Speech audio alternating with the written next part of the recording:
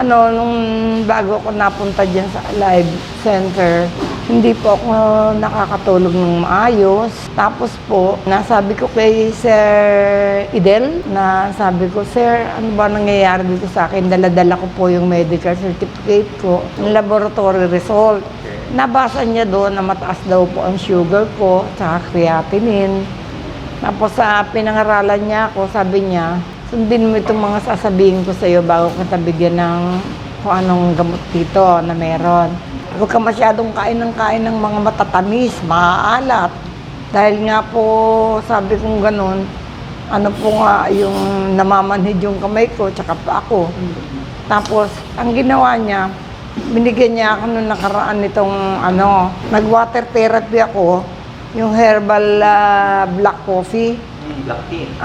Yan ang ininom ko, umaga, walang oras ako basta nagsimpungan kung gusto kong uminom. Yun, inom ako ng inom para, kasi iniisip ko yung para gumaling yung pati diabetes ko. Yes. Tapos yung mga araw, mga gabi, yan. Tapos binigyan niya ako ng Digitoc Herbal Capsule. Dalawa sa umaga, dalawa sa gabi. Nung nararamdaman ko nagkakaroon ng pagbabago sa katawan ko, tapos nung nakaraang seminar, may libreng patak ng eye drop.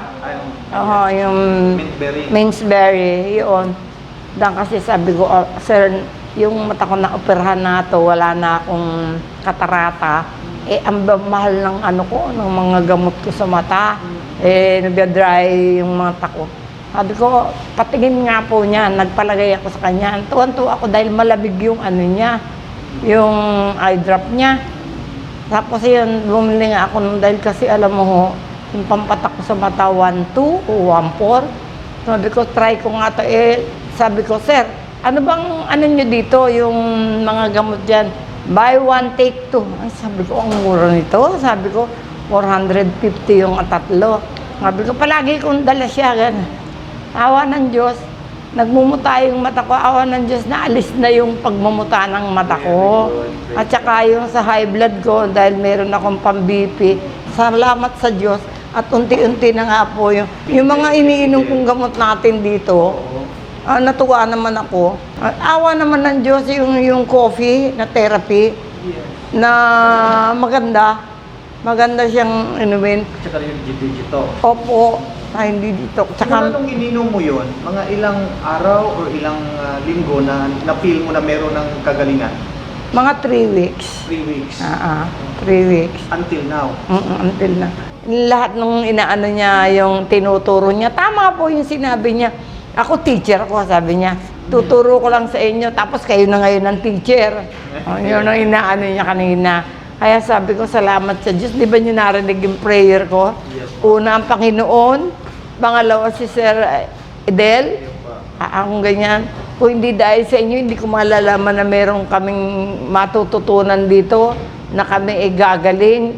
Siyempre, dahan-dahan. Kung yung sa doktor ka, hindi kayo pinagagaling. Maintenance yun for maintenance. Maintenance ka na maintenance. Wala namang kagalingan. Sa totoo lang po yung para yun nga, may maintenance akong iniinom nun. Kaya nga sabi kong gano'n, salamat sa Diyos at yung mga binibili ko dito ng gamot. Nakakasunod naman ako. Kumaari nga po merienda ko, almusal, merienda, tanghalian, hapunan, ginagawa ko nga po sabaw yung yun yung coffee, therapy. Opo.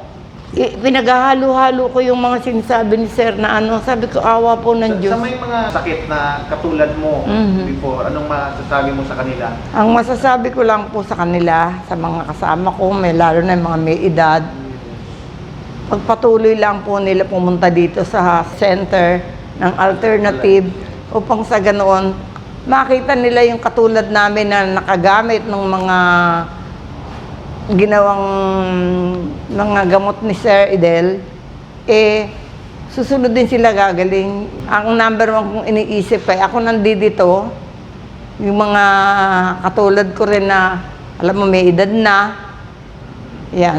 Unang-una, yung diabetes ko, hindi na gumagaling sa kabibigay ng doktor ng isa rin akong doon, pasyente. Kaya ngayon, lahat ng mga nakakarinig at nakakapanood sa ano ni Sir Edel, maniwala kayo, umattend kayo dito sa gawain na katulad nito na may mga seminar. Kay Chief Edel, may mensahe ka man? Ang mensahe ko is, Chief Fidel, pagpatuloy ni Sir, yung paggawa ng lahat ng alam niyang magiging makatulong ng mga kapwa ko may karamdaman na katulad ko ngayon, unti-unti. Hindi naman sinabi ni Sir na biglain kung hindi dahan-dahan. Kasi pag hindi mo ginampanan yung mga sinasabing bawal at yung dapat mong gamitin, hindi ka gagaling nga. Unang-una, number one, sa Panginoon nga tayo hingin ng tulong. Di ba sinasabi ni Sir, mag-pray muna tayo. Kaya nga ako tuwan-tuwa nung naririnig ko si Sir pagdating ng 2:30. Napupuyat ako talaga. Inaantay ko. Alas 12 ng gabi, inaabangan ko na yan. Pero pag susunod doon sa na broadcast, pinapatay ko na dahil gusto ko nang matulog. Kaya maraming salamat sa Panginoon. Meron tayong Chief Edel na merong taong naggumanap na makagawa ng mga gamot na ito. Pangalan ulit, ma'am, edad at nakatira. Ang pangalan ko si Lourdes Sangguyo Castillo. Nakatira sa Santo Domingo, Quezon Avenue, Quezon City. Ang edad ko ay 78. Chief Edel, Alternative Health and Livelihood.